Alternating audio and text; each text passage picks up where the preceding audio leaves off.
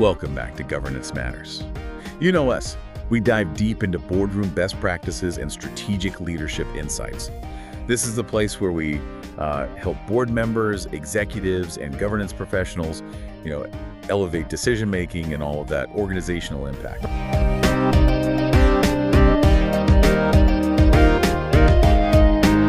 Welcome to another deep dive. Yeah. Today we're tackling something every board, big or small, needs to get right. Right. Board first principles. Yeah. We've got a really diverse set of materials to work with. Academic research on high-performing teams, global governance insights from the OECD Fact Book, Okay. and even real-world case studies from companies facing make-or-break decisions. It's easy to assume that first principles are basic. Right. But the trick is that they're deceptively simple. Yeah. They raise questions that even seasoned board members need to revisit constantly. And what I found fascinating preparing for this is how interconnected these principles are. I totally agree. Yeah. It's not just a checklist. It's like the DNA of good governance. And one of the most fundamental principles we found right out of the gate in our board first principles source is the question of duty. Duty. To whom does the board owe a duty? Right. On the surface, it seems obvious, right? It does, but the fair process source we have digs into the complexity of this. Okay. Think about family businesses. Yeah. You've got family interests potentially clashing with business needs, then layer on shareholder interests. It's a recipe for conflict if there isn't a clear understanding of where loyalties lie. And it's not just family businesses either. Right. The Interbrew case study from our InBev's acquisition of Anheuser-Busch source shows how even a huge corporation can run into governance issues during a major strategic shift, like an acquisition. Exactly. Who do they prioritize during that process? Yeah. Shareholders. Yeah. Employees.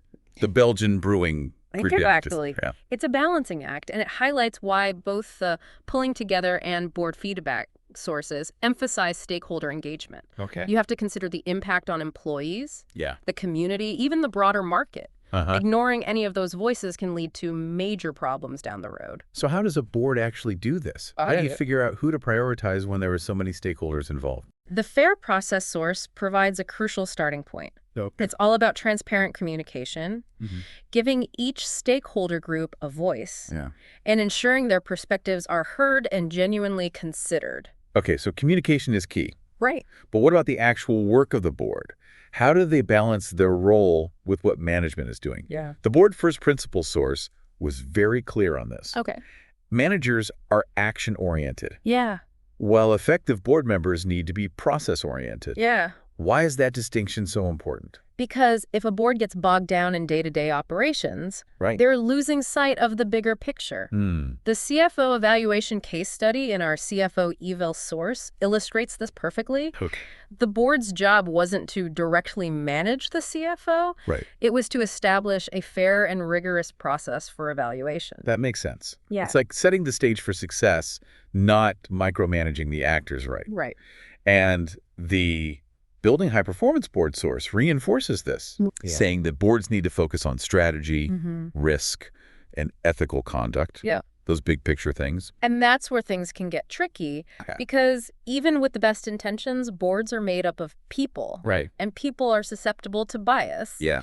The HB source brings up this fascinating study on cognitive biases. Okay. Remember the example where even experienced diplomats at the UN were swayed by the anchoring bias? Oh, yeah. Yeah. Just because a number is thrown out there first, it influences their entire perception. Exactly. It seems so basic, but it shows how easily our thinking can be skewed. Right. And I bet that plays out all the time in board decisions, right? All the time. Yeah. The hidden traps in decision-making source is full of examples like framing bias and overconfidence. Okay.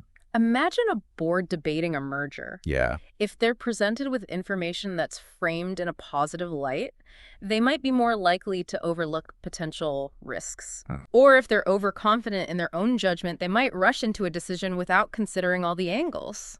So how do you prevent that? Well, Is there a magic formula for perfect bias-free decision-making? not magic, but there are definitely strategies. Oh, yeah. What we see in both the board first principles and fair process sources is an emphasis on structured decision-making models. Yeah. They're not about eliminating individual thought, Right. but about building in safeguards.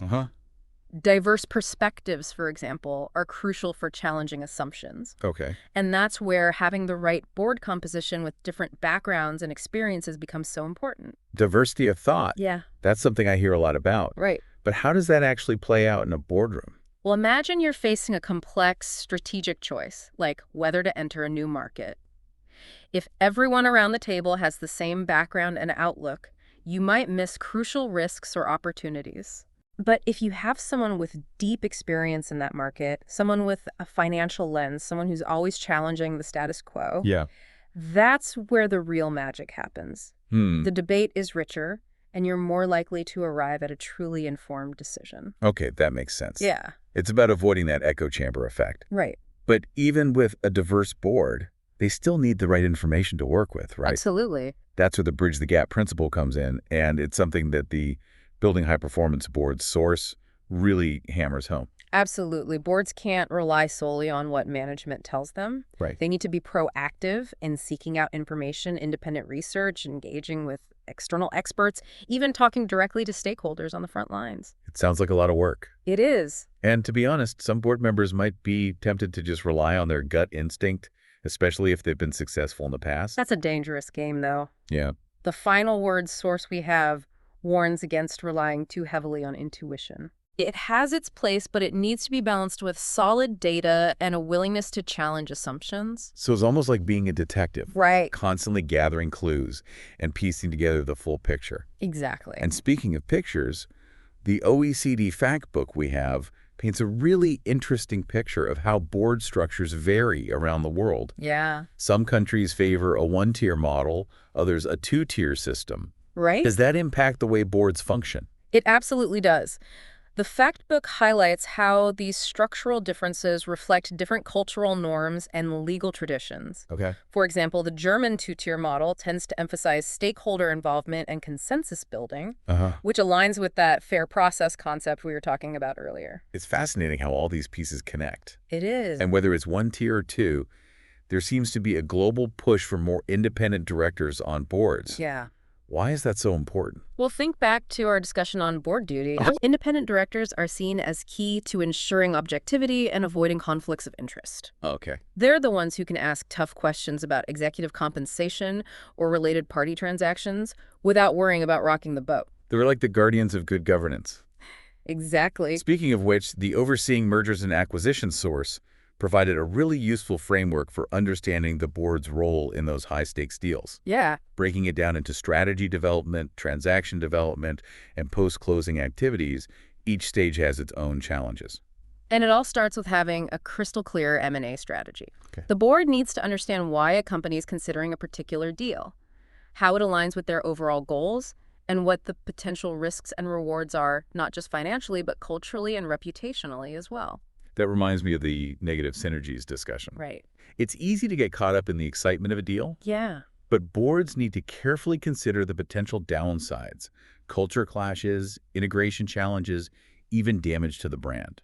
Exactly. It's not just about adding numbers on a spreadsheet. Right. And even if a deal looks good on paper, the post-closing phase is where things can really fall apart if it's not managed carefully. Like that puzzle analogy. Right. You might have all the right pieces, but if you don't fit them together properly, it's just a mess. Exactly.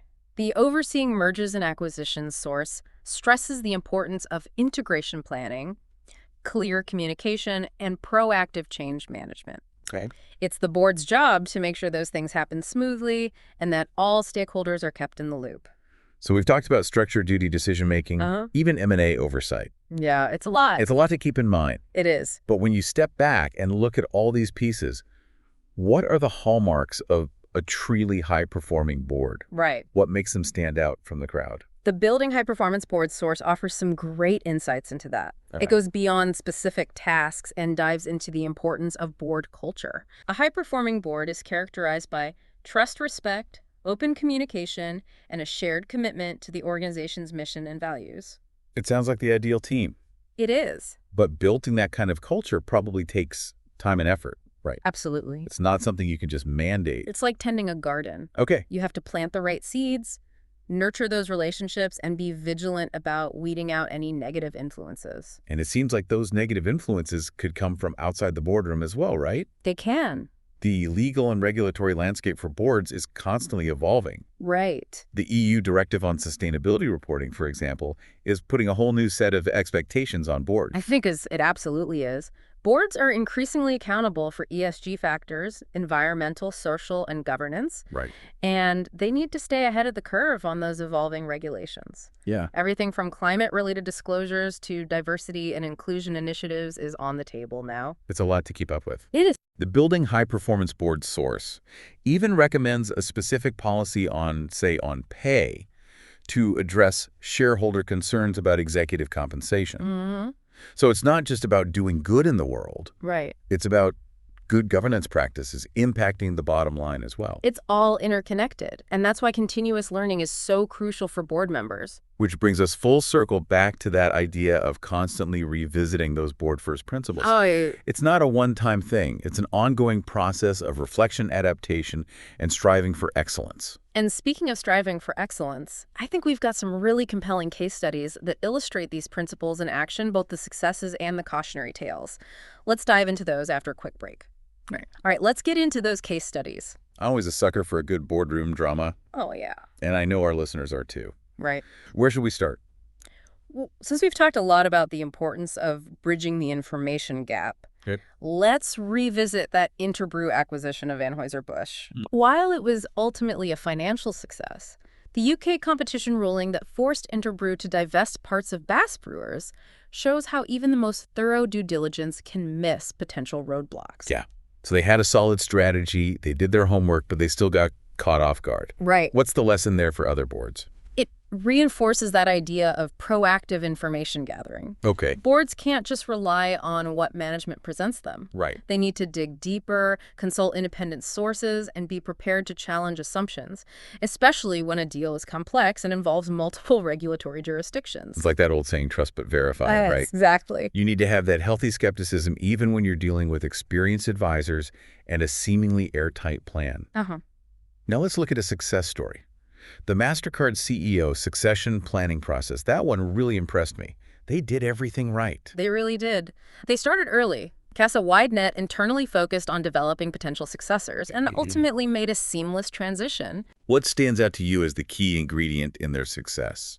I think it was that shared understanding between the board and the outgoing CEO. Okay. They both recognized that preparing for the future was a top priority, and they worked together to make it happen. Yeah. It wasn't about ego or clinging to power. Right. It was about putting the company's long-term interests first. That's so crucial. And that forward-thinking approach applies to so many areas of board responsibility. It's not just about firefighting or dealing with the immediate crisis. Right. It's about anticipating what's coming down the road and making sure the organization is prepared to thrive. So we've seen how things can go wrong, and we've seen how they can go right. Yep. What other lessons can we draw from these real-world examples? Well, the Danone case is a fascinating one. Okay. It highlights the potential for board politics to derail even the most well-intentioned CEO. Wow. Even though Faber claimed his departure wasn't solely due to ESG concerns or activist investors, it's clear that a breakdown in trust between him and the board played a significant role. It's a reminder that boards are made up of individuals, each with their own perspectives and priorities. And managing those dynamics effectively is critical. A divided board can be paralyzed by indecision conflict, and ultimately the organization suffers. Exactly. And building a high-performing board isn't just about finding individuals with the right experience and expertise. Yeah. It's about ensuring that they can work together effectively, challenge each other constructively, and arrive at decisions that are in the best interests of the company as a whole. It's like assembling a championship team. Right, absolutely. You need the all-stars, but they also need to have that chemistry and shared vision to reach their full potential. Absolutely. And that brings us back to that key theme of diversity. A homogenous board where everyone thinks alike is more susceptible to groupthink and less likely to challenge the status quo. You need that diversity of thought, different backgrounds, different perspectives, different ways of approaching problems to make truly informed decisions. So as we wrap up this deep dive into board first principles, what's the one big takeaway for our listeners? What should they be thinking about as they head back into their own boardrooms? I think the key message is this. These principles aren't just abstract ideas. They're practical tools that can be applied in real-world situations to enhance board effectiveness and drive positive outcomes for organizations. It's about understanding your duty, defining your role-making, informed decisions, bridging the information gap, and planning for the future.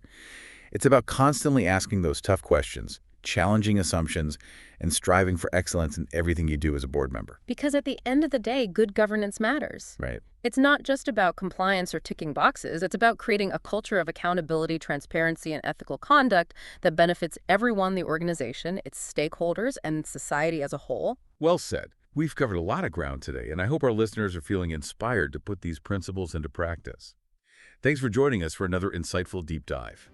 Until next time, keep those boardroom conversations flowing.